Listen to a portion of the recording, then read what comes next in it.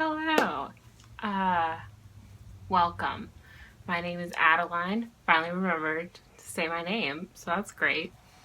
And I have decided that since I'm not very good with uploading, I'm going to commit myself to doing one book challenge per day in the week leading up to Christmas. So today is Wednesday the 18th, which I have an advent calendar, so it's the 18th. And so for every day this week leading up to next week, Christmas, I'm going to be doing a book challenge every single day, and I'm saying this now so I can hold myself to it.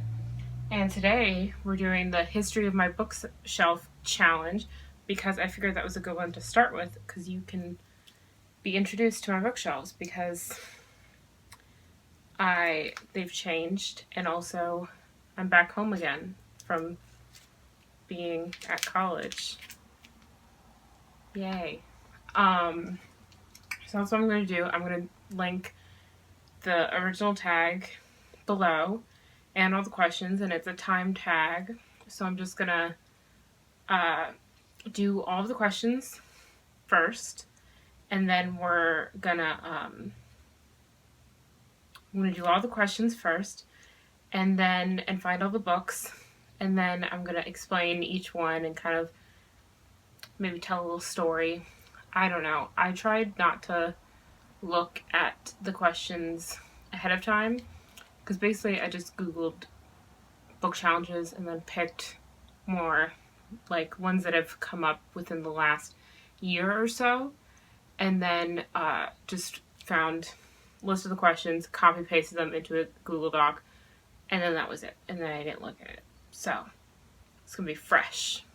But yeah, I'll have all that information linked down below if you also want to do this, because it feels like it's gonna be fun.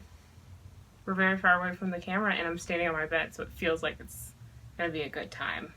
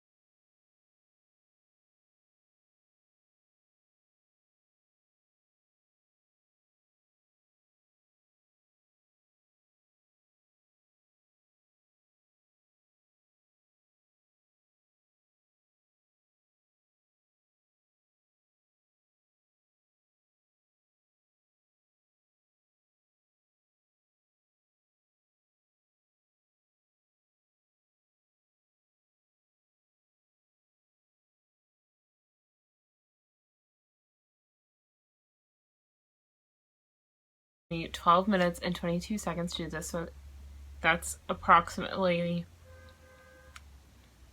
almost 2 minutes per question because it was 26 questions. But again, this is the first challenge that I've ever done, so I didn't expect for this to go that well, or just for me to instantly get everything. I really feel like I should have looked at the questions ahead of time, but I also feel like maybe that's cheating. But anyway, so we're just going to go through the questions and I'll tell you the story. I initially set out with saying that I was only going to get one book per author, but I do have one author that has 2 books in this, because I felt like the second story was it needed to happen. It just, you needed to hear it. So the first question was, what is the oldest book? So I picked up Pride and Prejudice by Jane Austen, and I believe this is a copy that I got from my mom. So it should be, I mean, it's like basically falling apart, and it's got yellowing pages, so I'm assuming that it's going to be the oldest one. But let's see. 1970. Okay. I don't have anything else that reaches that. I think my copy of the Bell Jar that was right next to this, it looks better put together than this one does, and it's also, yeah, I feel like that one was from like maybe the 80s or the 90s. So this is the oldest book that I read from the years 2013 through to 2019. So for 2013, we're gonna look, but it's My Summer of Pink and Green, because I specifically remember that I read, this is a sequel to another book called, doesn't that say? My Life in Pink and Green. Yeah, and I read My Life in Pink and Green in like 5th or 6th grade. So in like 2012. So I think I read this maybe when it first came out. So it says it came out, oh, okay. It came out in 2013.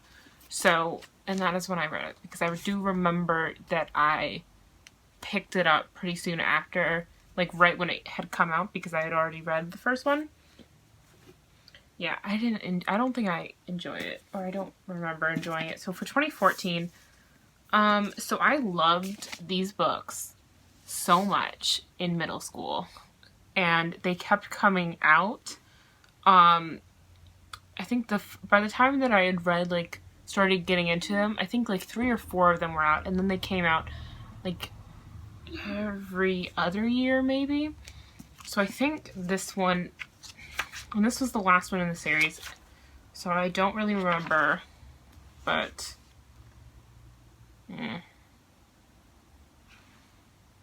copyright 2012, so I don't get that point, but that's okay. 2012, wow.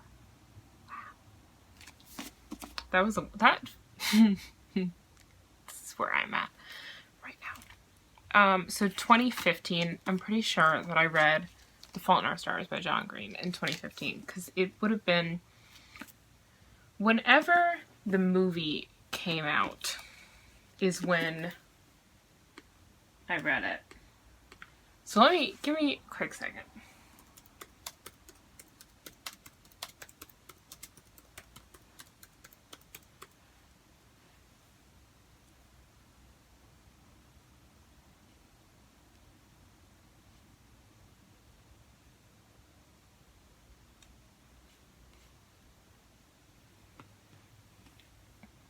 I'm really disappointed with myself. It came out in the movie came out in 2014.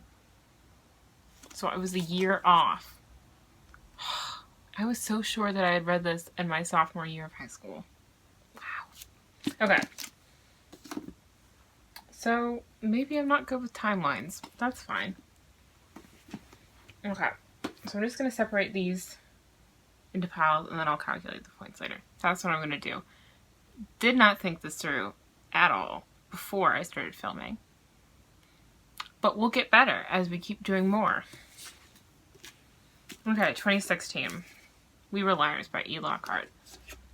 The summer that I read this, I was in Evanston, in Illinois, which is right by Chicago, and I was at Northwestern University doing a summer writing program, and I did it with, I don't remember what the abbreviation stands for, but it's called OSSI, and it's, they work with DC public schools. Oh, I don't remember what the abbreviation stands for, but they set me on this program, and they paid for it completely, and then I also signed up for the DC Marion S. Berry Summer Youth Employment Program, and I got paid for being there. So it was all paid for, and I got paid for doing it. which was really awesome. And I picked up this book and I read this book when I was doing that program. And I don't think, let's see when this, so it came out in 2014.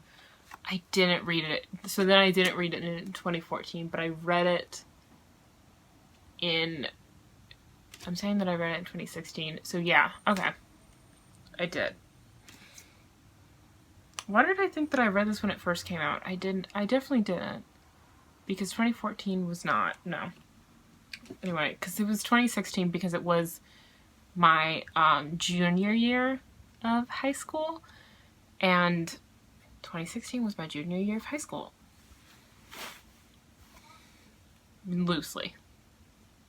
It was, you know what? That doesn't even matter. I don't even know why I'm giving a lot of backstory. Although, maybe that's the point of this. Maybe I'm supposed to give you tons of backstory. So maybe I am doing it right. 2017. Okay. I definitely read this in 2017. I don't even need to double check everything. So it's The Upside of Unrequited by Becky Albertalli. I read this again when I was doing my like summer job with the, we call it SYEP, Summer Youth Employment Program. You're supposed to call it the Marion Esbury, but since he died and it was, anyway. So I read this when I was doing my junior police program, and because I read a lot of books when I was doing that, because we would travel a lot to different places, and so I'd read in the car, and then sometimes we'd be like waiting around for different activities to take place, and I would also read then.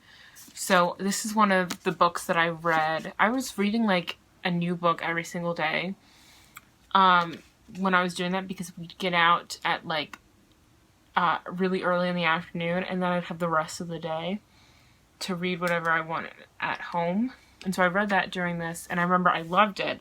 And it takes place, the main character and her family live in Tacoma Park, and I know, like, and so when I first started reading this, I remember so distinctly that I loved that it took place in some place that I knew, because that doesn't usually happen. And if it does, it's like they're visiting the Capitol. And then 2018, okay, so Starry Eyes by Jen Bennett. Whenever this came out is whenever I read it. So let's hope that it was, yes, 2018. I don't have a story for this. When I get to the other book, the other Jen Bennett book that I have, I will give you the story of why I decided to pick this up based on that book. So when we get there, we'll let you know. Then a book I read in 2019. This was easy because I just read this. 9. A book you've read more than once. So for that, I have All the Bright Places by Jennifer Niven. I read this, I think, when I was a junior in high school, and I just read it again as a junior in college. So I did this, I went to this, my university has a psychology book club, and this was the book that they were reading, and I had never taken part in it before, but since I already owned the book, I thought it would be a perfect opportunity, and I still have little, like, tabs in there. This was actually, so I don't have a story about the book club itself, or about my experience reading it the second time, although I will tell you that a lot of the different, like, I could point out a lot of things that make more sense to me now as a junior psychology major than as a junior in high school. But when I was going on my way to this book club, I was on my electric scooter and I crashed and I slammed my face into the concrete sidewalk and I bit through half of my lip, and that was why I took a very long break from making videos, and then why I couldn't get back into making videos. This was at the end of September, and for a while it was very hard to make videos because I couldn't talk very well, and my mouth just looked disgusting, and you can still, I have a scar under my lip now. But yes, this was labor of love, because I slammed my face, bit through half my lip, which thank God I have big lips, or else I feel like I would have completely blown out the whole region. And I chipped my tooth a little bit, but that's okay. And then I didn't even call my sister. She had just sister telepathy and knew that I was hurting, and so then she called me right after I'd crashed. She rushed, she was like, "What's wrong?" And I was like, I need you to come pick me up. So she came and she helped me clean up my face, and then I was about 30 minutes late for the book club, but I went anyway, and I just sat and listened, and my face was really swollen, but I was on such a high from the adrenaline that, like, literally you could have said anything to me and I would have been like, "Oh, okay."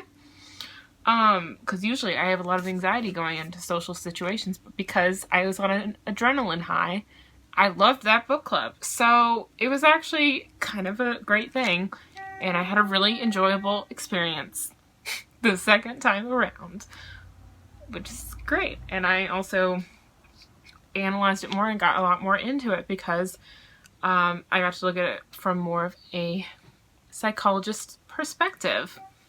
Okay, so number 10 is a book you waited more than a year to be published. So that is If I'm Being Honest by Emily Wibberley and Austin Siegmund Broca. So I read their first book, which I believe is called Always Never Yours. And then I looked on Goodreads and saw that they had this book coming out like a year later, essentially. Probably a little over a year. And I was so excited because it was like, it said it was like a kind of similar to 10 Things I Hate About You, which is my favorite movie of all time. And it was definitely worth the wait. And I loved this one so much. And so, yeah, it was definitely worth the wait. And I love that with Goodreads you can see when authors' books are like coming up, even some like before they even have titles or anything, you can see that they have books coming out, which is really helpful because then I have something to look forward to and I put it in my calendar, and so then I know when to go book shopping, because I usually don't go to the bookstores a lot because I don't want to spend a lot of money. But yeah, very, very lovely. Okay. Book I read on vacation is I Hate My Selfie by Shane Dawson. I read this a couple of years ago when I went to Martinique with my family for Christmas, because that's where part of my family's from. And it's a place in the Caribbean. It's in the French West Indies.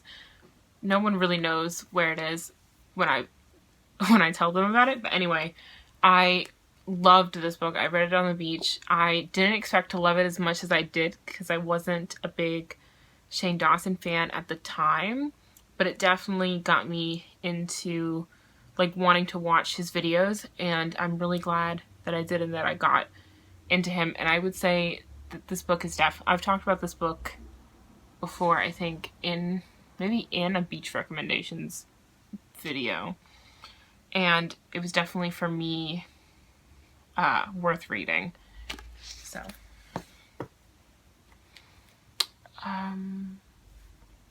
yeah. A book I got from someplace special. So I got this Jane Austen illustrated quotations.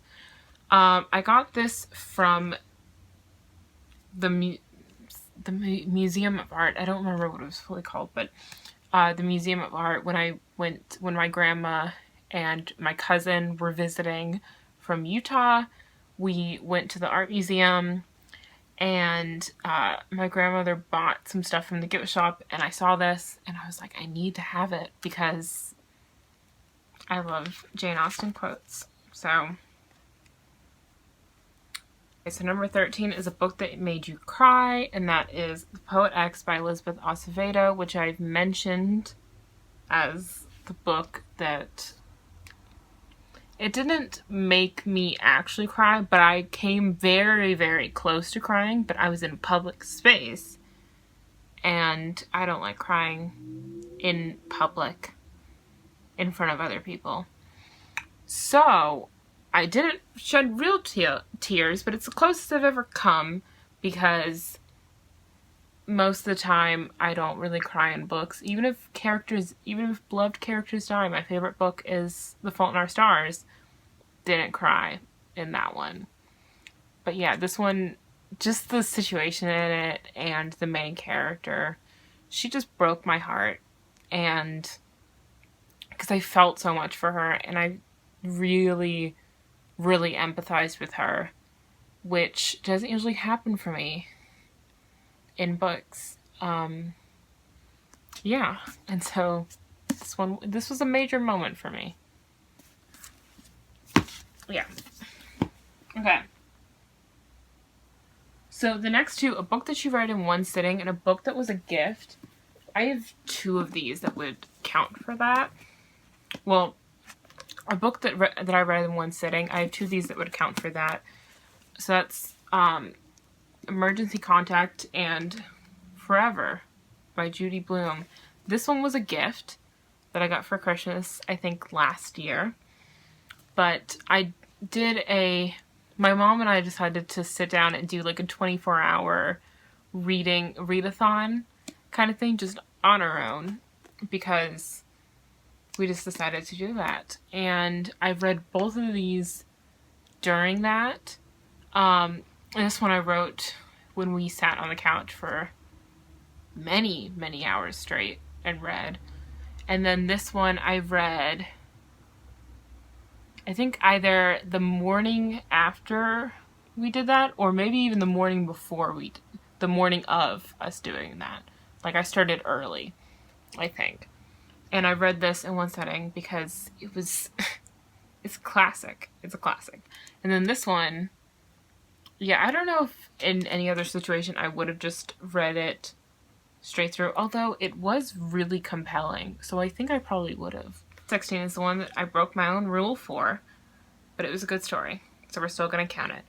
Okay, so it's number 16, a book that you read before owning, and it's Alex Approximately by Jen Bennett. I had seen this book literally everywhere. And, like, it was on, like, I saw it at bookstores, I saw it online, it kept popping up as, like, an ad on my Instagram. I saw this book literally everywhere. But I hadn't, like, I don't know, I hadn't been, like, really that interested in it. I don't know why, but for some reason, like, I don't know, like, it doesn't look like the kind of book that I would usually pick up, because usually I don't like books with people on the cover. Like, it looked very cheesy, and I was like, oh, this is probably just gonna be like a meh. That I just got it from the library first, and when I read it from the library, I absolutely loved it. And I'm not the kind of person that, like, if I read something from a library and I absolutely love it, I have to buy it. Or if someone, like, lends me a book and I like it, I have to buy it. For this one, changed my mind. And I was like, I need this book in my life because I need to reread this over and over and over again.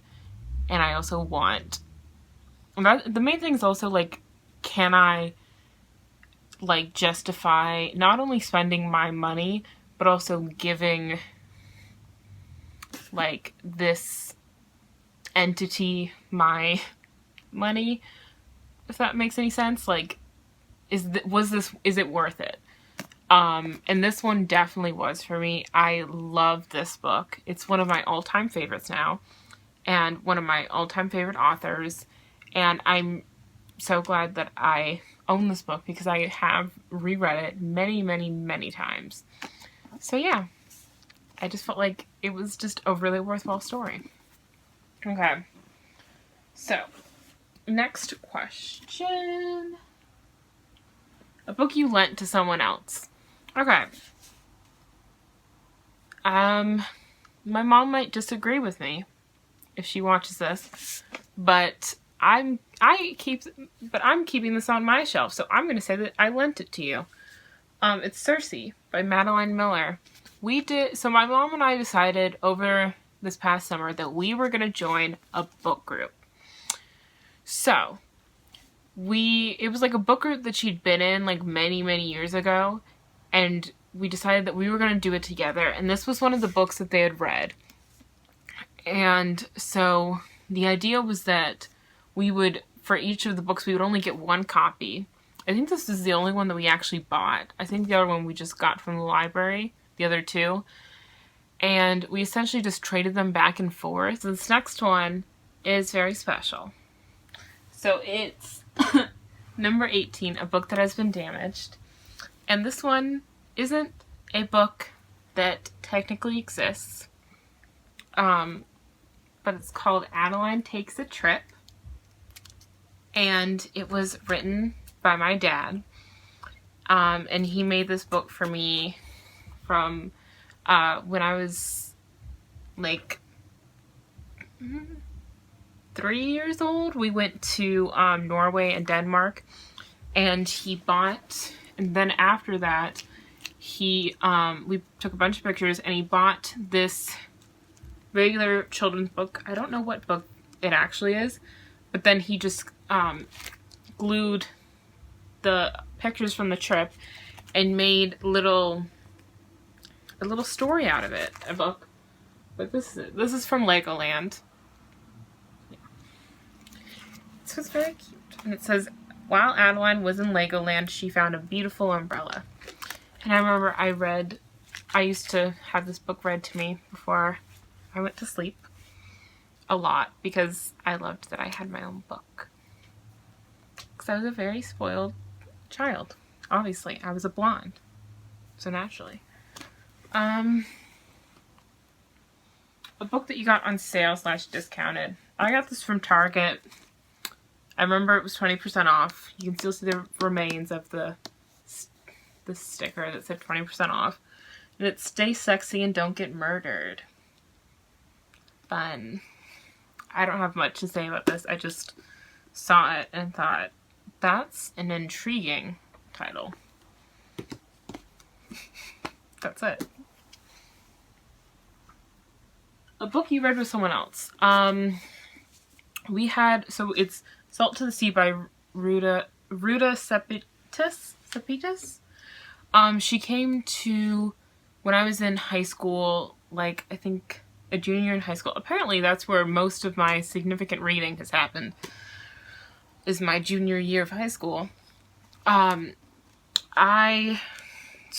author came to speak to my English class, and she gave everyone this book, and the people who were hosting this signing said that if we wanted to, we could have a group of people in the class read the book together, and then have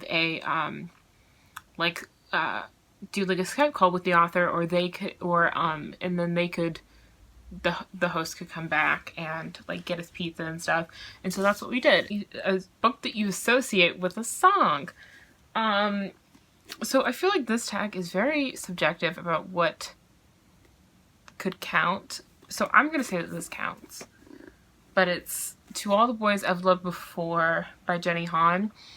I read this specifically because the movie was coming out. And so I remember the trailer music for the movie was that song, I Like Me Better. Don't remember the artist. And then this other one is a book that I associate with a food. So this one, The Princess Saves Herself in this one. By Amanda Lovelace. I read this my freshman year of college, and this was when I was living in the dorms and when I was eating the food in the campus cafeteria. And sorry, it's an old house. I keep hearing noises, and I'm home alone, so that's scaring me.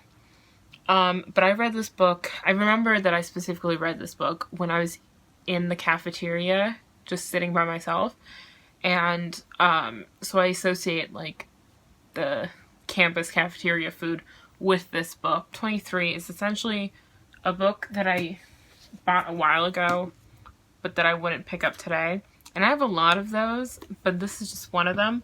Measuring Up by Margaret Gurevich. I don't even remember when I picked this up, but it's got like a bunch of, essentially the main character is like a designer. It's got a bunch of illustrations throughout. I, at one point in my life, wanted to be a fashion designer. Okay. A book you associate with a specific time in your life. So that's Six of Crows by Leigh Bardugo. I read this, a group of my friends, because this was another book where the author came to our school and like signed a bunch of them for us. And I remember I read this towards the end of high school. I read this with a bunch of my friends, and because we had to do this little thing where we made like a movie trailer for it, and so my movie trailer had like it was a stop motion animation with Legos that I no longer have access to this, but I just associate with this with being in class with my high school friends that I haven't seen in like since I graduated high school. The last two. So Prompt 25, a book I used to like but don't anymore. Just making sure I have that right. And that is 13 Reasons Why by Jay Asher. How do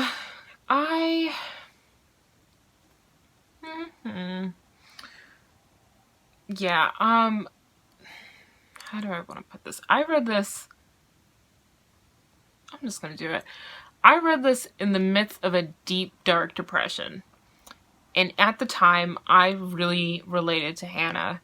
And this was like her story, it sounds like, it doesn't sound right to me now, but her story was such a fantasy for me. The idea that to leave behind something that would affect so many people, and that then like people would know like my story and would know how much I was hurting, was really appealing to me. And I don't like this book now for that reason, but I still stand by my original thoughts on it because that's what I was feeling at the time, and I'm not gonna reread it to kind of update my thoughts or anything because I don't want to do that to myself. So yeah, I just wouldn't like it now. Yeah. We're not going to talk about that anymore. Last question, last prompt. The newest book on my shelf. This is one of the newest ones. I got this for my birthday in October. It's Can You Keep a Secret by Sophie Kinsella, because I saw that there was a movie version of it. So that is the end of the History of My Bookshelf challenge. So in conclusion, I completed this in 12 minutes and 22 seconds, and I got 23 out of the 26 prompts. I definitely really enjoyed this. It was actually really interesting, and I think I had a lot more to say about the books than I thought I would. And it was just interesting to see a full history of my bookshelves, because I don't really tend to think about the circumstances surrounding the books as much. So I would definitely recommend doing this because it was really fun. And enjoyed it if you watched it all the way through. So thanks for watching. And yeah. Okay. Bye.